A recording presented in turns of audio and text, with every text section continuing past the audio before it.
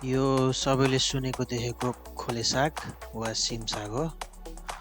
यो मैले दोस्रो पटक पखाल्दैछु। दोस्रो पटक पनि यहाँ 3वटा किराहरू देखियो यस्तो। अब तेस्रो पटकमा चाहिँ सुरुमा सिङ्क वा ठुलो भाँडामा साग डुब्ने गरी पानी भरी हातले च्यापच्याप पार्दै पखाली किरा नदेखुन्जेल यसरी सफा गर्नु पर्यो। ल हेर, थर्ड टाइम पनि फेरि किरा देखियो त, 3टा जति देखियो। अब चौथो पटक नि हेरौँ त, पानी भरौँ, त्यसपछि यसलाई च्यापच्याप पारौँ, फेरि एकचोटि चेक गरौँ। एकपल्ट राम्रोसँग यसलाई हेरौँ है त एकचोटि।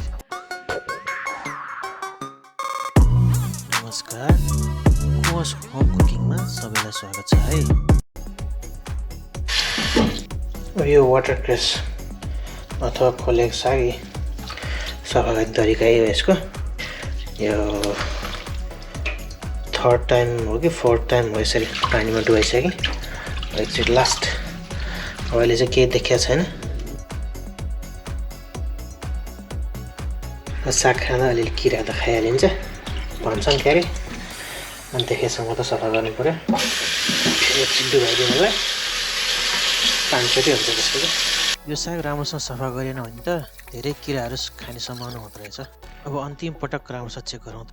ल अहिले पनि खासै रहन्छ भनेपछि यो सागमा आज पहिलोचोटि पखाल्दा खासै ख्याल गरिएन, तर दोस्रो तेस्रो पटकमा 3वटा किराहरू देखियो। चौथोमा र अहिले यो 5औँ पटक चाहिँ खासै केही किरा देखेन। सकेको त ट्राई गरेकै हो क्यारे। अहिलेलाई यति नै, अर्को भिडियोमा फेरि भेट्नु होला। धन्यवाद। लाइक, कमेन्ट, सेयर अनि सब्सक्राइब चाहिँ गर्न नभुल्नु होला।